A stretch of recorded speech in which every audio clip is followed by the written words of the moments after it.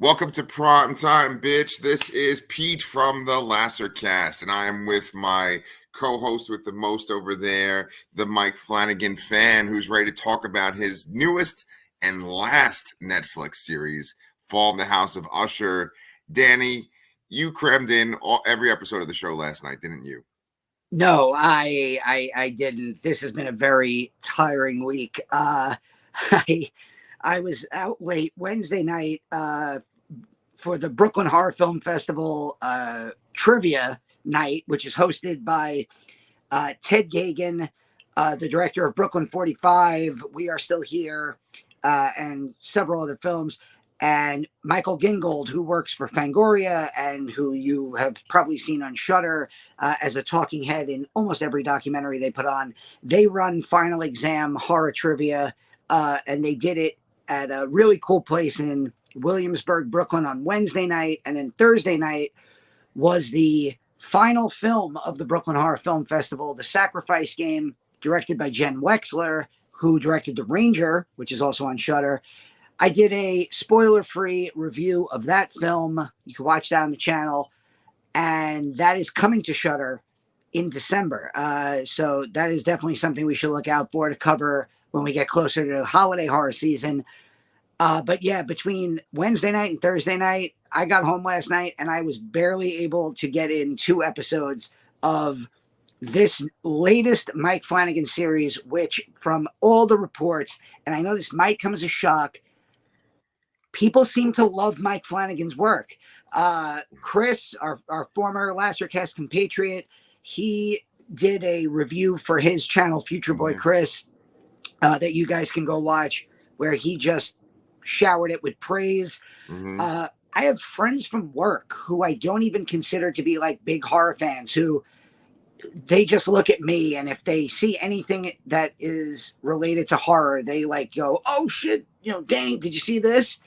And I have a friend from work who's like, "Oh my God, holy shit, I'm watching this Fall of the House of Usher, and it's the best freaking show ever." So it has been getting tremendous amounts of praise all over. It debuted the night that New York Comic Con started. So I'm like a week late in getting to the show because it's just this past week has been 4 days of New York Comic Con, a couple days of Brooklyn Horror Film Festival. And I also, and I don't know if you have this problem too, Pete, I have a job, and it's which sucks. Like, I hate working, but yeah, like between work, Comic-Con, and the Brooklyn Horror Film Festival, like getting home at night, and then like when it comes to the Flanagan stuff, especially the Netflix series, which this is the last one of, I feel like I need to devote all my attention. The phone goes off to the side, and these are the shows that I really envelop myself in. Yeah. And so it's just been really hard for me to do that this last week. So yesterday, finally, a Friday night with nothing to do, Charlotte was actually out at a party with her friends. That's right. My almost 13-year-old daughter was at a party. And I was able to just kind of lay in bed and watch these 2 episodes. And yeah, it's really good. It's very different from anything I think that we've seen from Flanagan before. I think you'll agree this is the horniest we've ever seen a Mike Flanagan series. Jesus, yes. Yeah. So far. Yes. But while saying that, the second the episodes begin, the second the series begins, and it's like nobody really enjoys family reunions. When you know how like when you go to like a family reunion, there's always like that awkward. It's like, oh, who is that? Oh, that's our like second cousin 3 times removed. I do. Mike Flanagan series are the great family reunions because it's like you sit down and you get to see these actors who you have been a fan of for now 1, 2, 3. I think it's 4 series now. It's Haunting of Hill House, Blind Manor, Midnight Mass, Midnight Club, and now The Fall of the House of Usher. So this is the 5th Mike Flanagan series.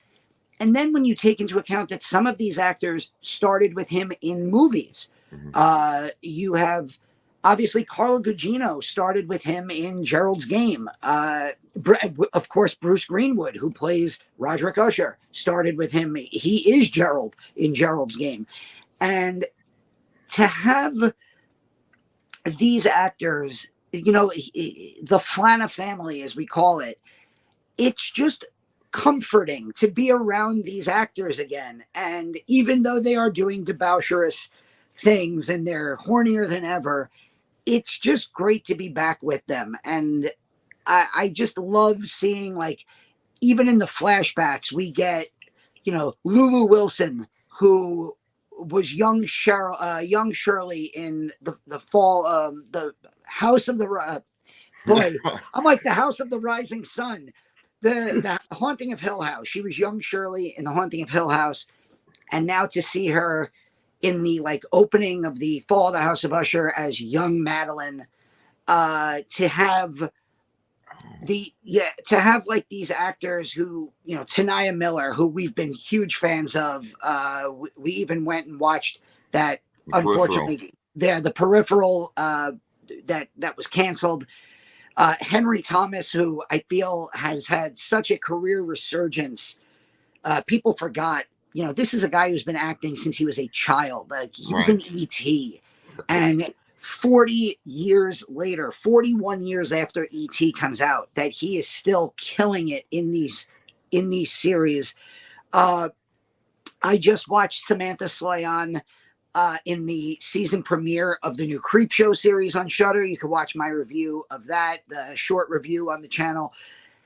To see her in this, she kind of debuted in Mike Flanagan's Hush, as like a minor character. Then she showed up in Midnight Mass, and my God, did she rub people the wrong way in Midnight Mass? Kind of like Marcia Gay Harden in The Mist, character.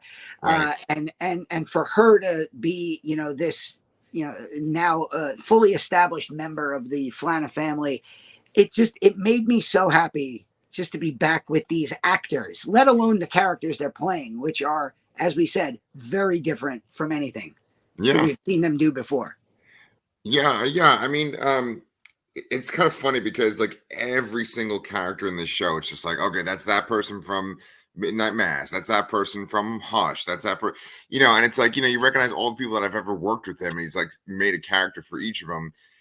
What's interesting is that the Usher family is so diverse of family, where there's all these siblings and each one is like a different ethnicity. They have multiple different accents, and it's just because he's gone around just like having sex with all these different women and having multiple children. It's funny because I too love Mike Flanagan, right? But sometimes I find that, like, when he puts something out, it's like the Emperor's New Clothes, where everyone's just like, it's so fucking amazing, it's like the greatest thing ever. And like, he has made a lot of things that I actually feel that way about. Every so often there's a thing where I am not as, like, just blown away by it as everyone else. Now with this, I've really enjoyed this. Even with Midnight Mass, which fights with Haunting of Hill House for my favorite Netflix series of his. Even with Midnight Mass, when I watched the first episode, I don't know if you remember, like, our discussions, but I kind of was like, oh, I don't know if I'm going to be feeling this one. And then, like, as it went on, I was like, oh, this is really, really good. This one, I like it a lot. I think it's really good. It's had some amazing moments in just the first two episodes, but there's some things that still kind of just rub me like a little bit the wrong way. And it's the same thing. I don't know. Maybe this is annoying as like a co-host. You're like, oh God, this fucking nitpicky asshole. But like, it's like that black phone thing. It's like, what were we talking about like a couple of weeks ago, where I was like, oh, it's good. Oh, no one will ever save, or no one will save you. Yeah. It's like there's these things that kind of bother me, and it's like, oh, I know that these people have the potential to just fucking make something amazing, and it's just these little things. And I think that the one thing that kind of throws me off sometimes is the roles that he gives the people in the Flana family, right? Because, like, when you see them in certain roles, it's just like perfect. It's like lightning striking, and it's like that's the role they should play. And sometimes he casts them in roles that are like so different, and you're like, oh, okay, I don't know if I'm feeling that. I think like a good example is Samantha Sloyan, right? Hush, she's great as like this innocent friend that, spoilers, that gets like slaughtered kind of suddenly, right? Her best role seems to be in Midnight Mass, where, like you said, all these people hated her. Then when she's in Midnight Club, she's sort of this awkward woman that's in the woods that's really into plants, and that kind of fits with her line delivery, her affect. In this, at least what I've seen so far, she kind of is coming off a little bit like Shiv Roy from Succession, right? And I'm like, oh, that's good, but the way that she delivers it doesn't feel right. And then like his wife, he has her be in things like, there's a wide range of things that she can be in, right? And like, she's one character in Hill House, then she's a very different character in Midnight Mass, and then in this she's like a very different character again. And I would say that the character for her that like clicks the most with me, that I'm like, okay, that's the one that I feel like she's the best cast for, is the one in Midnight Mass. Now I wonder if like it's a sort of a bias where it's like when you see somebody in something first, you think, oh, that's who they are. But it's like just sometimes it doesn't feel as natural. Like when I see her in this, that's where I start to get like a little bit like, oh, like it could be like a little bit different. I think like go ahead. I think that is one of the nice things about a director having this like family of actors, that is that they do get to kind of play around with, so that they don't get typecast into things. It's like, right. And so like you get Rahul Kohli, who played Owen, one of my favorite characters that Mike Flanagan has ever written in The Haunting of Bly Manor. This just incredibly loving character who makes these terrible dad puns and food puns, but is like really just a heartwarming, good human being. And then in this, he's like this sex crazed, drug crazed, son of Usher, who does not seem to, we really haven't met him too much, but in the couple scenes he has, it just seems like he doesn't really care about much other than drugs, sex, and debauchery. And I like that to have. I just rewatched Hill House. Finally got Athena to watch it, and she loved it. And to have Henry Thomas go from, the patriarch of the Crane family in Hill House, to have him go from that to like this sniveling character here, this like daddy's boy Frederick with his little man bun in the back. I like that. I totally get what you mean. It is jarring to have like these actors go from like, I've actually heard a lot of people mention this with, of all the movies, Killers of the Flower Moon, the new Scorsese movie. Yeah. I've seen a lot of people be like, this is not the DiCaprio you are used to, where it's like he is like, his character is something completely different than you're used to seeing from Leonardo DiCaprio. And I've read some reviews that call his performance jarring. Not bad, but just it's a jarring kind of disconnect. Yeah. And I think that that's part of the challenge of being an actor, is that you want to bounce around. And of course, yeah, if you play A in one movie, you want to go to fucking Z in the next movie. Yeah. And I think that there's probably such a, I'm not probably, there is this just respect that probably Flanagan has with this core group, that they can, probably call their shots for what they want to do. Yeah. And unless it's like crazy, like unless Carla Gugino wants to play Roderick Usher, I think, okay, maybe we'll, put that to the side. But I think for most of the time, they're probably reading the script and like kind of picking who they want to be and what idiosyncrasies they want to give their characters. So again, we're only 2 episodes in. I have a feeling that your fears or your, not fears, but your nitpicks will be kind of worked out as we go along. Yeah. And like Mike Flanagan work, I think that there are going to be those shocking moments that kind of just make all the nitpicks kind of go away, where Agreed. the moments of like deep shocking horror just kind of go like, oh fuck, what am I watching? Oh my god, what is happening? And suddenly you don't care about anything else. And I think we got one of those moments to close out episode 2, Yes. especially Yes. to the sweet sounds of Trent Reznor and Yes. that was Yeah. that was maybe the best placement for that song I could ever think of. We'll definitely get to that part, but that part kind of ties in with something I wanted to talk about too. You see, because like all of these actors are fantastic, right? Like Samantha Soyan is fantastic, Kate Siegel is fantastic. Like my critique is not to do with the quality of their acting, but like kind of the role that they're given. And I think that the way that their character is created or portrayed is, of course, their acting, but it's also the direction, like like the editing, the way that the scene takes place, and like what happens, the pacing of the scene, and of course the actual dialogue that they say. Right now, you said before this is the horniest Mike Flanagan show ever, and that's okay for me because I'm 80% cum, right? But like I was gonna say that like that is a line from the show, by the way. That is not Pete yes. Making a revelation to the YouTube world. Right. And so what's interesting is like the dialogue is like kind of all over the place, right? And I really do feel like he's influenced by Succession. It'd be kind of interesting if he was like, oh, I've never watched an episode of Succession. But Succession is this show that obviously had a presence for a few years before it ended. And it has this family of pretty much unlikable characters where all of them seem irredeemable. There's a patriarch who's gonna potentially die soon, and he's miserable and mean and cold.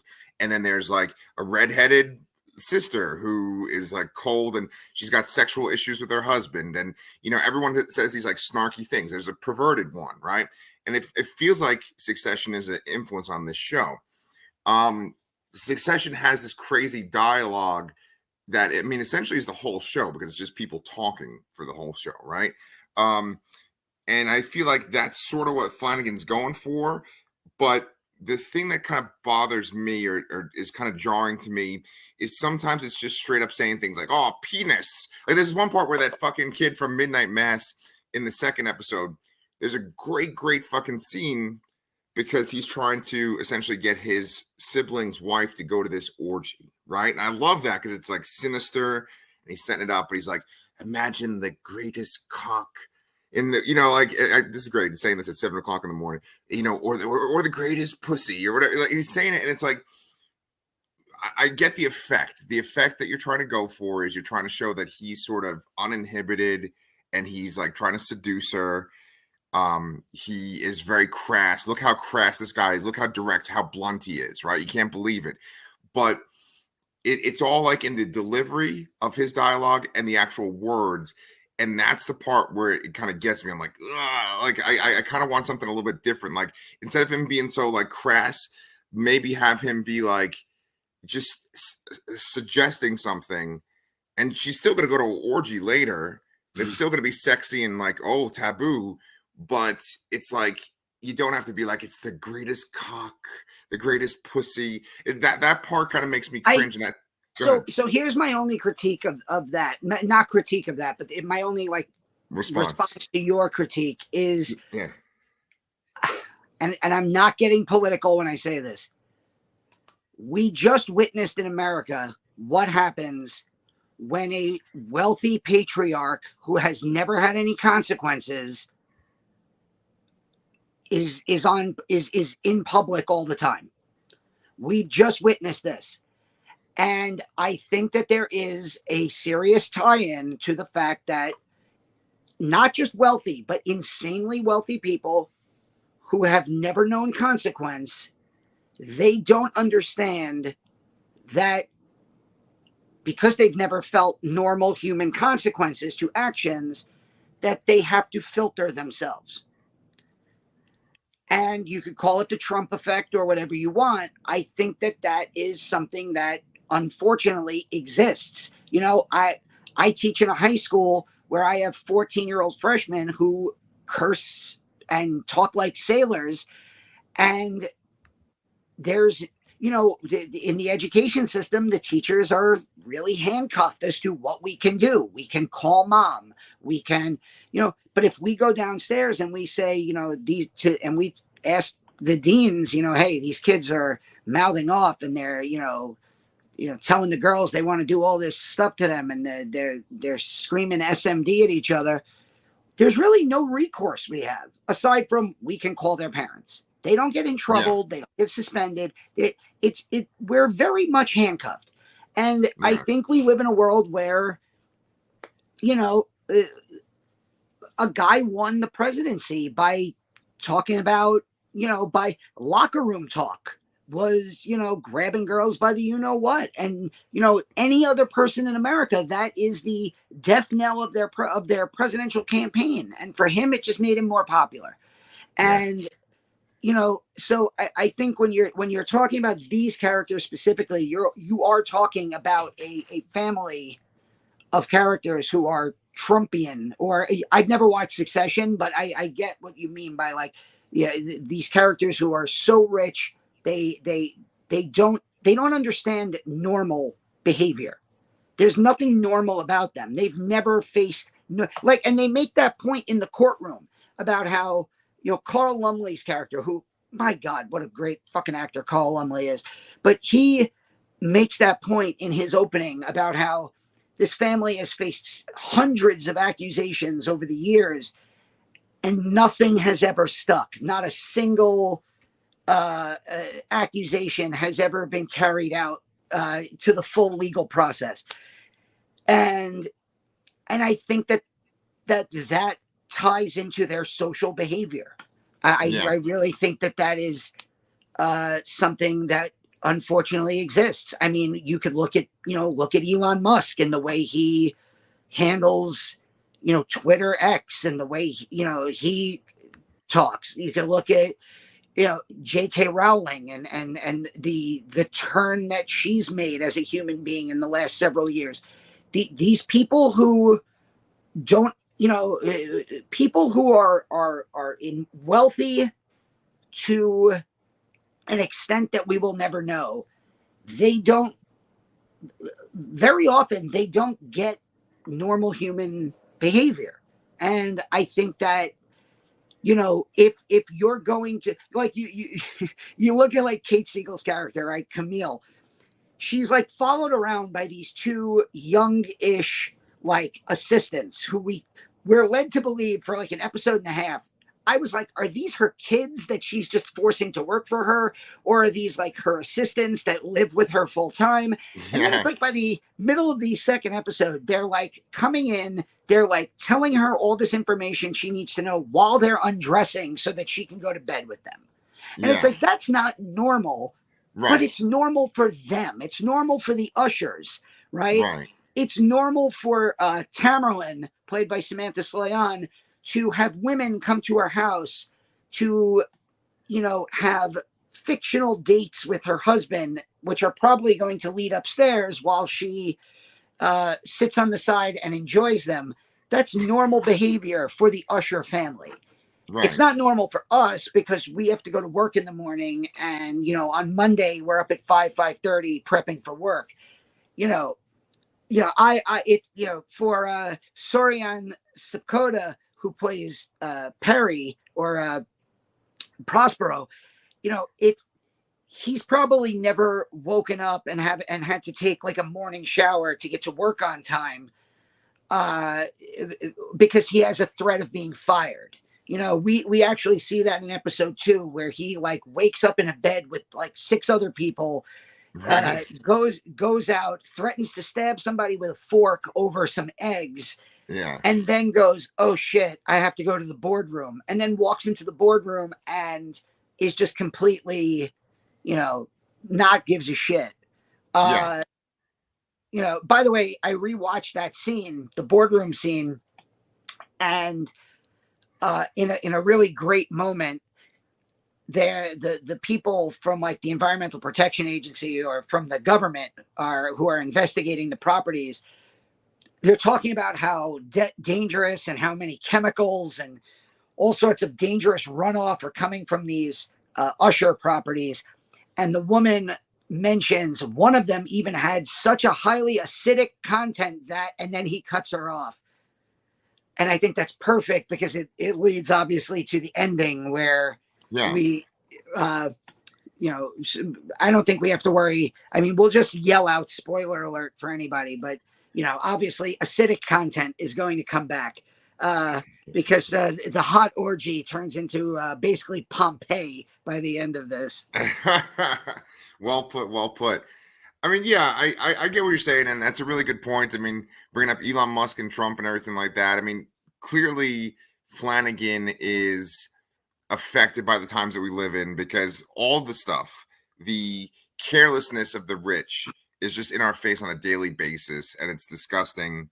And he's turned it into fiction, and I think that that is probably like a tool that he's used to kind of cope with the problems of our world, right?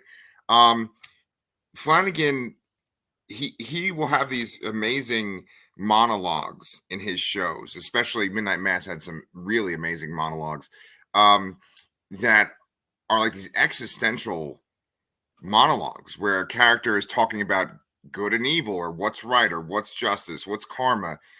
This show has those moments too. So, I do my little nitpicky critiques, because I don't want to just shower praise to something. I don't want to just be like, this is amazing, even though if I'm sitting there watching it, being like, oh, I would do differently, or like, he could do this differently.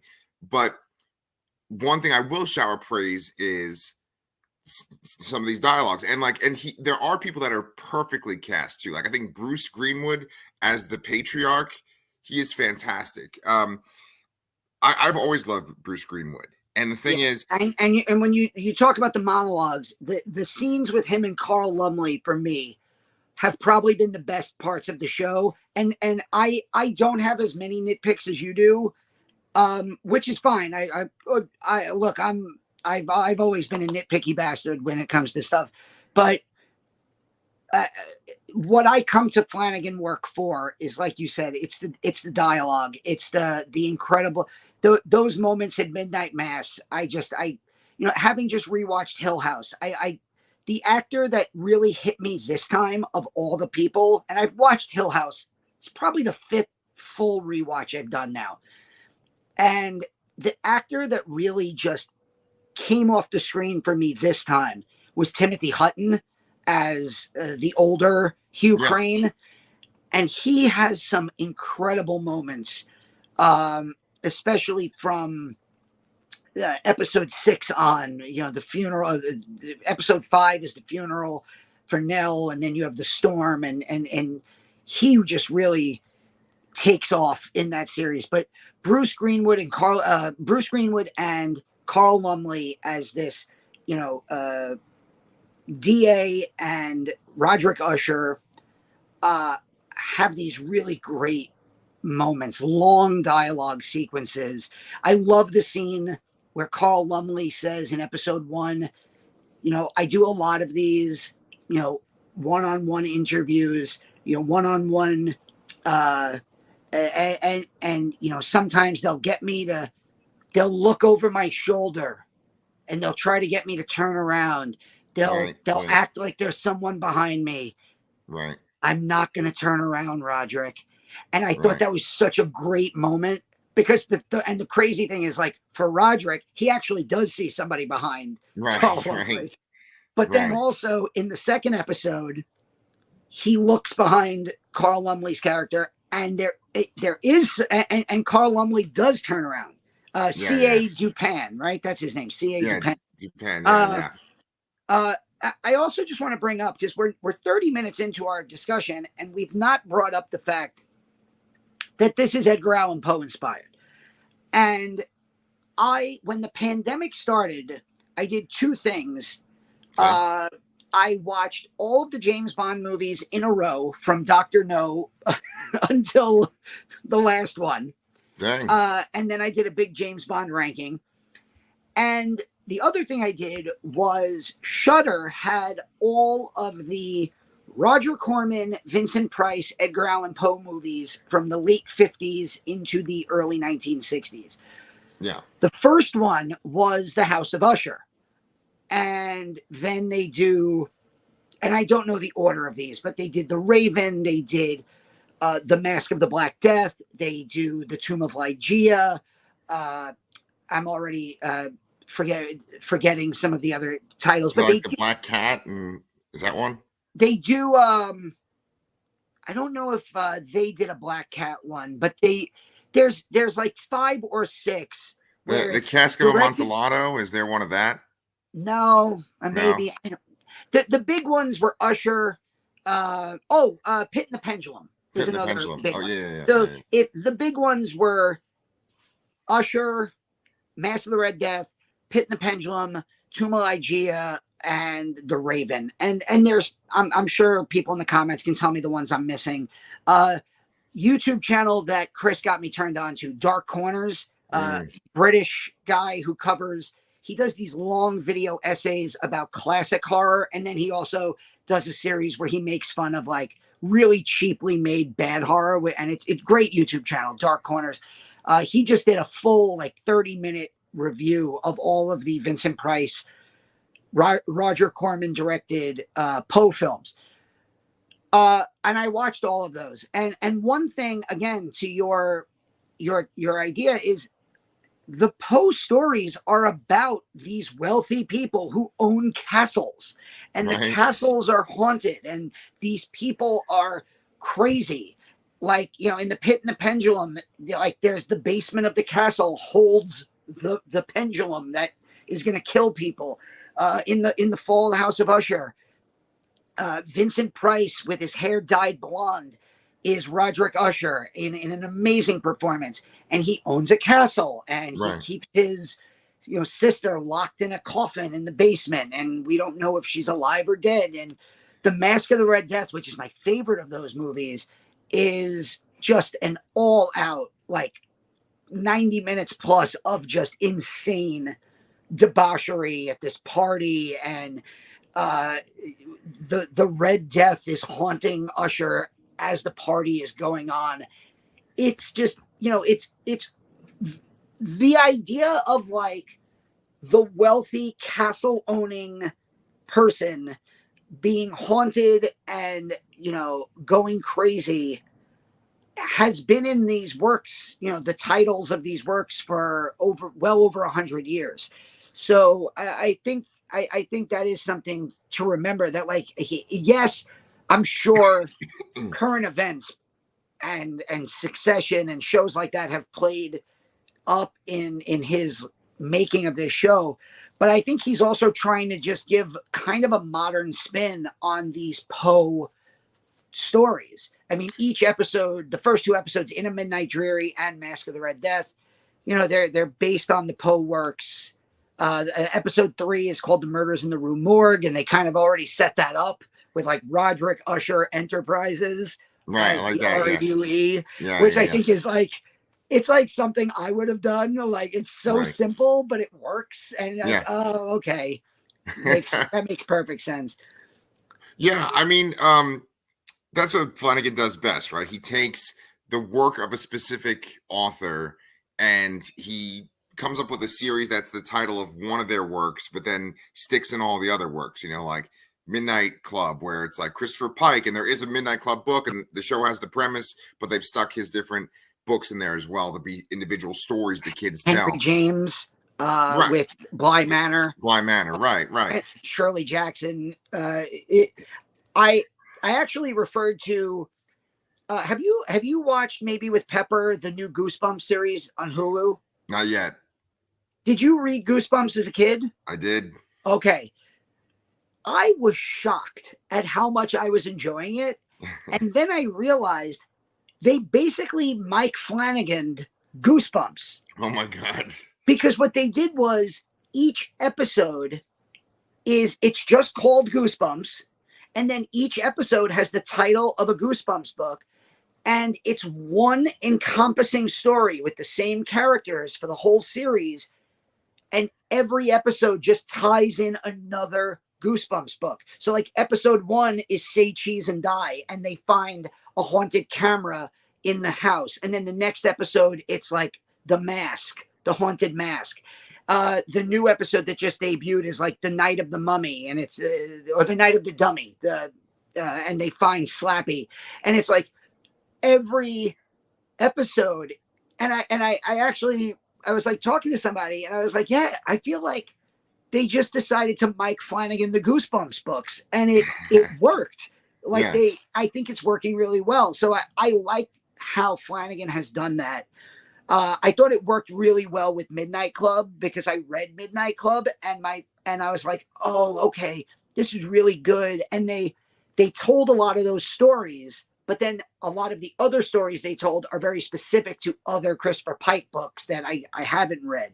Right. So I like that, how he's doing it with these episodes. Like, again, I thought specifically Mask of the Red Death and the way that episode came about, and Carlo Gugino, the background of our video here, as the skull-faced Red Death in that, orgy party, was freaking great. I love that. So I'm really interested to see how they go forward with the Poe titles and how they tie in the Poe stories.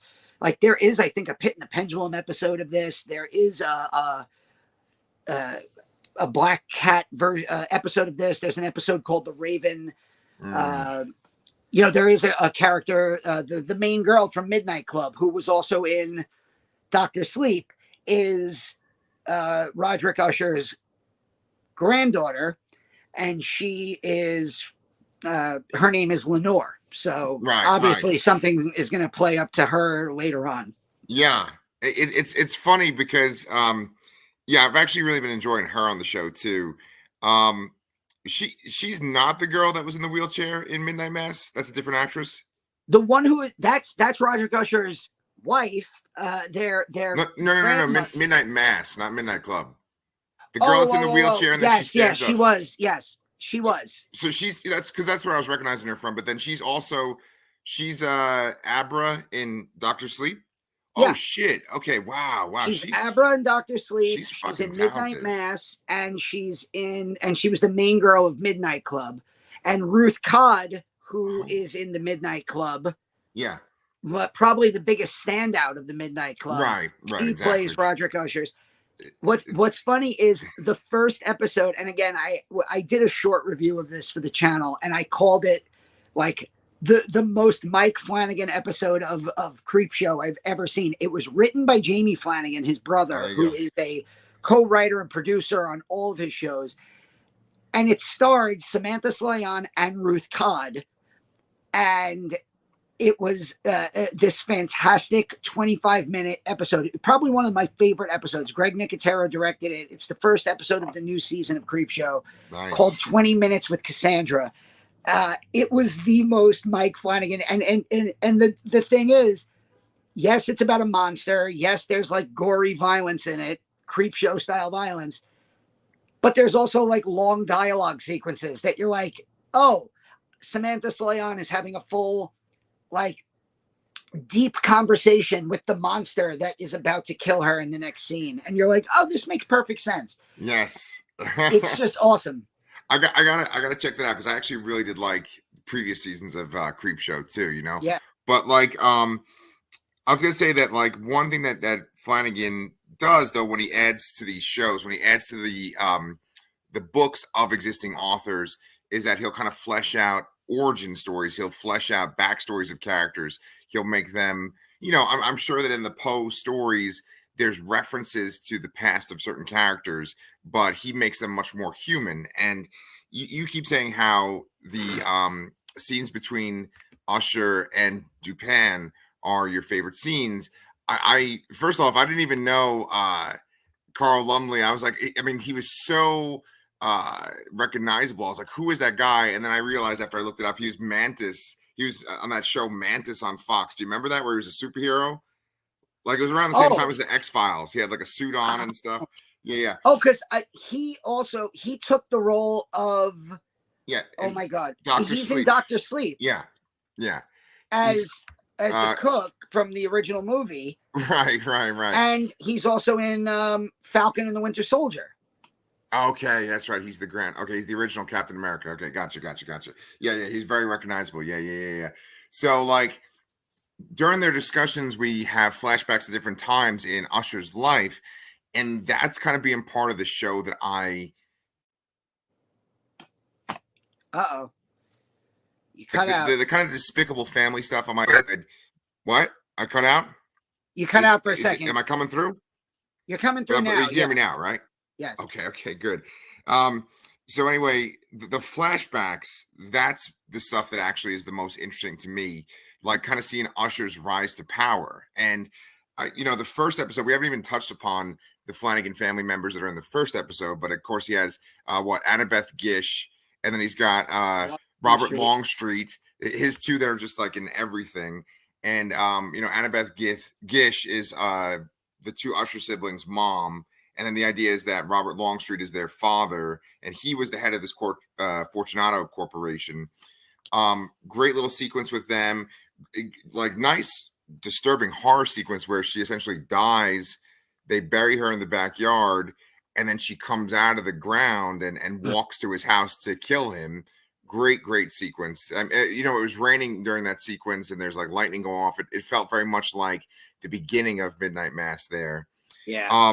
But what's great about it is, Flanagan, obviously, and many people have touted him for this, for like just humanizing things and making you feel something in horror. Like, his stuff is not just to be sensational. It's not just to make you have like jump scares. He always like makes you cry and makes you feel for these characters. And so this Usher character is despicable, but he's someone where you're going to see how he became the man that he is. And so, you have him and his sister in the present day. They're played by Bruce Greenwood and Mary McDonnell, right? And like, they seem so ruthless and cutthroat in the present day, but in the past, they obviously, they were dealing with this mother who was like very religious and like controlling. And then like they try to like kind of get out of their impoverished roots by, rising in power. And the actress that plays his first wife, right? She's the actress that was in that's Katie Parker. She's from Absentia. That's what I was gonna say. Absentia. His very first film. Yeah. She was the lead in, or one of the two leads in Absentia. And that's Flanagan's first wife, right? Maybe. Right? Isn't that the main woman from Absentia is his first wife, right? I'm not sure which of the two women from Absentia. Okay. Oh, wait. No. The one who's pregnant is his first wife. Okay. Because she's the sister. She's the sister in Absentia. Yeah, she's the drug addict sister who comes to live with the pregnant wife. My question is, when is that detective showing up in one of his shows? You haven't seen him since that movie. I know. But the guy who Usher pitches the drug to, that's Michael Trucco. He was in Hush, and he's been in everything else. Yes, I'm so glad you bring that up, right? Because Michael Trucco, if you look at him and his roles in movies, right? In Hush, he's like this likable guy that, gets sent to the house at one point, and you like really feel for him, right? He's in Battlestar Galactica, and he's like this kind of sports hero that kind of becomes like a hero in the military. He's this likable guy. And then in this show, as we're seeing Usher's rise to power, he's the CEO of Fortunato, and Usher goes and talks to him, and he's just like kind of cold and ruthless and all about money. And that's sort of against character for Michael Trucco because of all of his likable roles previously. But the dialogue that he's given and the way that he's directed, and then like the scene itself, that plays up to his strengths. And like, even though he's against character, that's a really, really great scene. I love when that guy from Midnight Mass pitches the drug to him. That's like one of my favorite scenes so far in the first Yeah. two episodes. No, You I know, agree. The I liked a lot. You know, you're bringing up the flashbacks. I really liked the flashback stuff. I like the actors who they picked to be the younger versions of the characters. right. And that one scene in the boardroom was really good. The scene at the bar where something has happened and you don't really know what it is. They're like Usher and his sister are trying to hide out to like be seen in public so that they Yes. can't be accused for something. And that's where they meet Carla Gugino, who we still don't know really anything about. Yeah. She is like the specter that hangs over this family. And I love Carla Gugino so much. I've been a fan of her for so long. And, you know, I feel like it's because of Mike Flanagan that she's finally been able to get her flowers as like an actress. 100% agree. I mean, I feel like had Gerald's Game come out a few years later, she probably would have gotten an Oscar nomination for it. Mhm. Whereas, like in 2016, I want to say that movie came out, or 20. It was like, I think they were still weary of nominating anyone from streaming or any movies from streaming for Oscars. And then, like a year later or 2 years later, like Roma was the big movie, and it was a Netflix original. And even like, you know, the last couple of years, like I think Coda was like an Apple TV original or something like that. Right.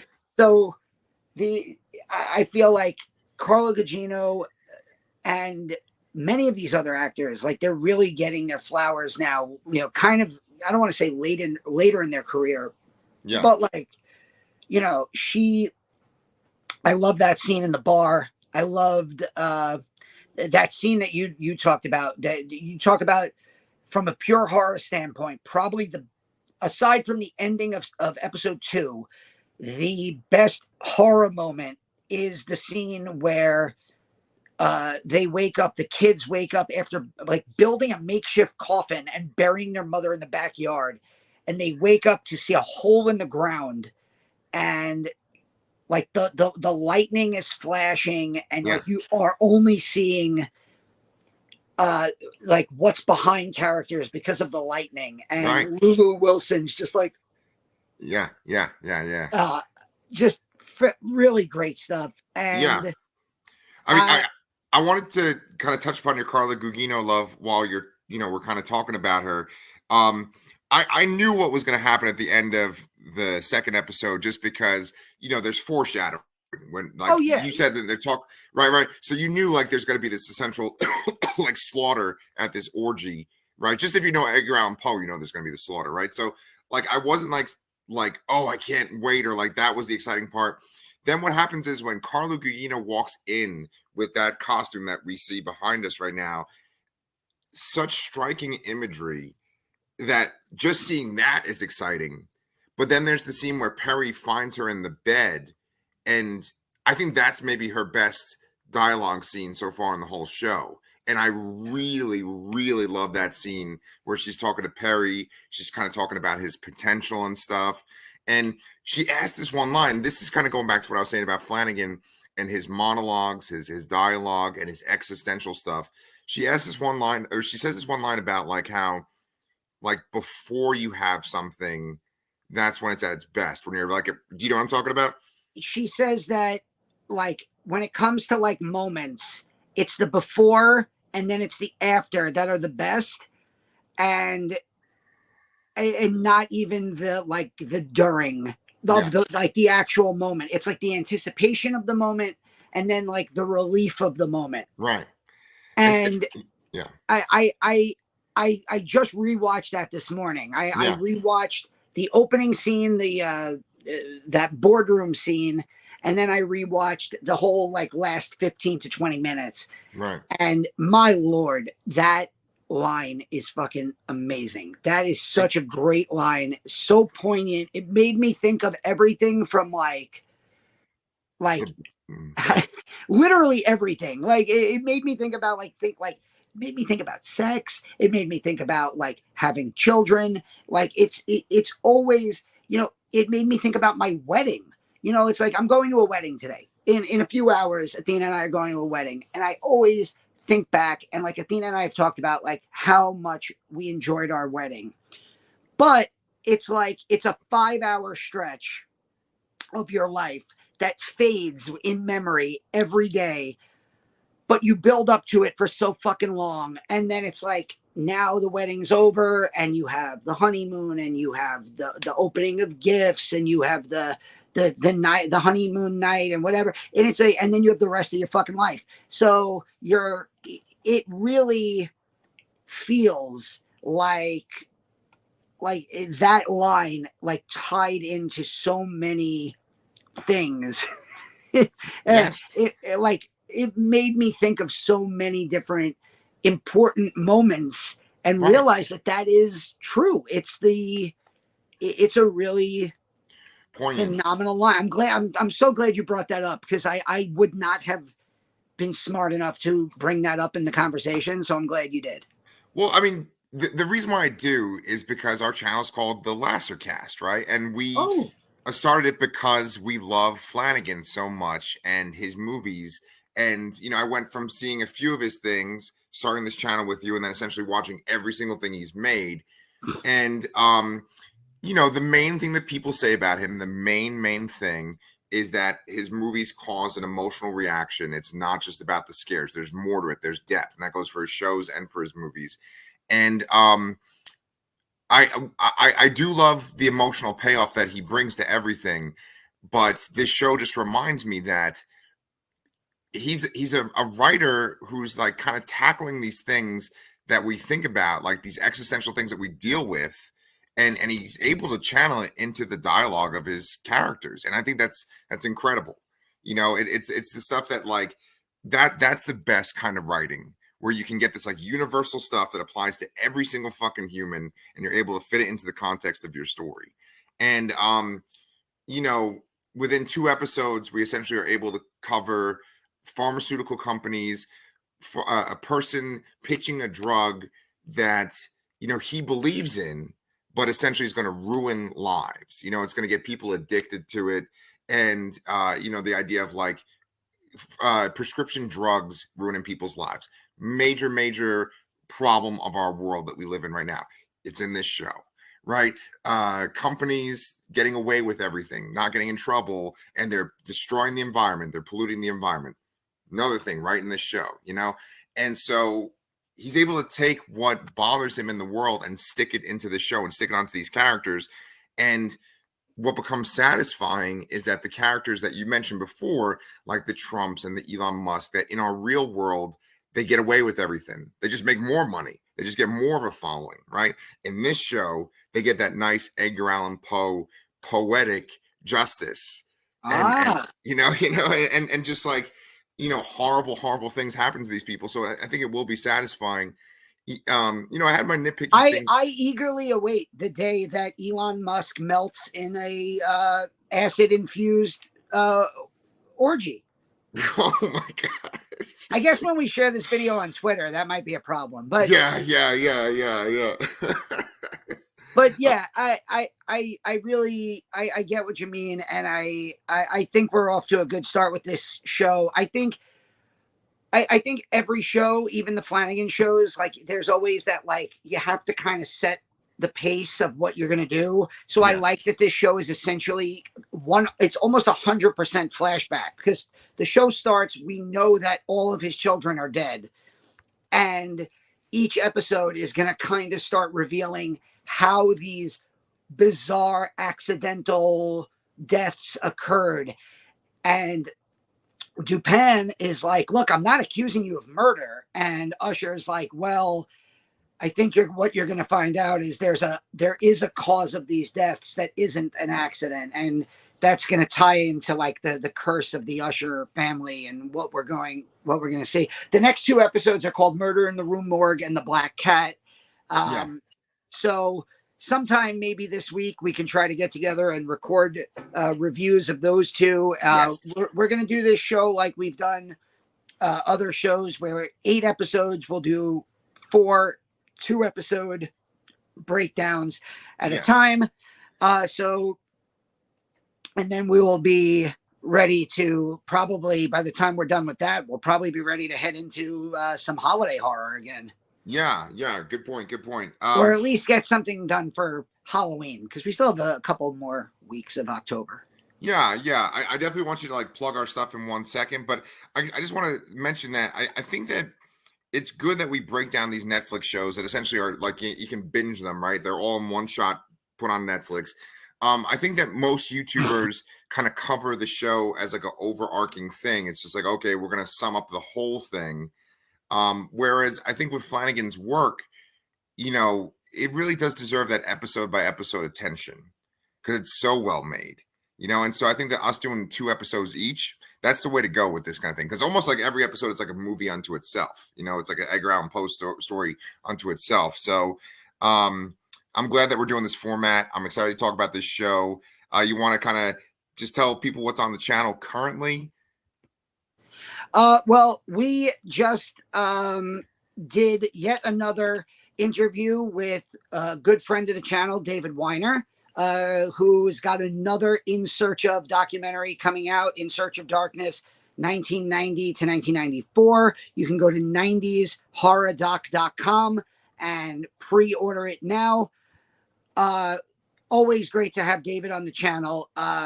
And to actually start to talk about 90s horror instead of 80s horror, which was nice. In terms of reviews and I've been throwing a lot of short reviews up on the channel. I decided this season that I would cover Chucky as short episode reviews, like 30 to 60-second episode reviews. Aside from episode 3, which we got a screening of at Comic-Con, and I gave a little bit more of a description there. Like I said, Brooklyn Horror Film Festival, The Sacrifice Game, short review up on the channel, coming to Shudder December 8th. Really good. I'm covering Creepshow. Similar to Chucky, I'm going to be doing 30 to 60-second episodic reviews of that.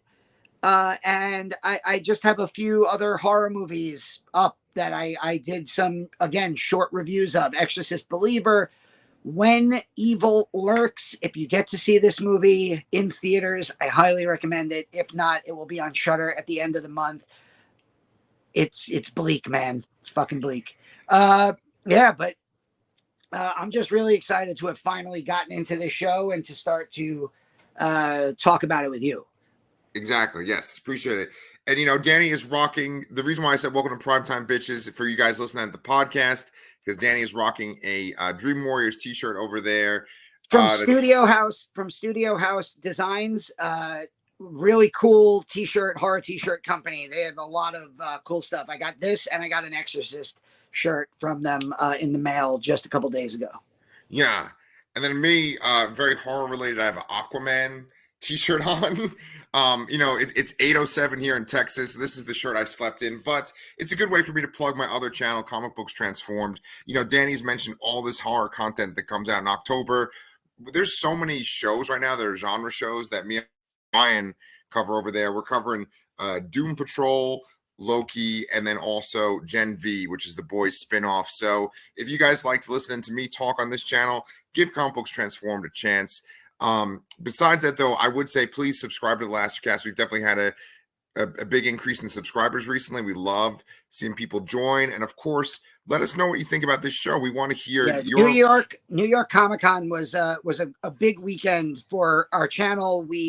I posted reviews of the Strangers panel, of the Chucky screening.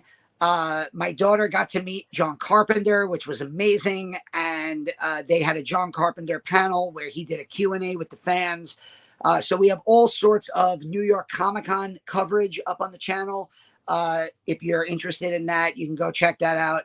Yeah. And if you comment on the videos, we will always comment back. I've been talking to people about that Chucky episode for almost a week now. The comments have been pretty steady, and that's been pretty fun. Awesome. Yeah. So thanks, guys. We appreciate your support, and we hope that you guys will be with us next time for our reviews of episodes 3 and 4 of The Fall of the House of Usher.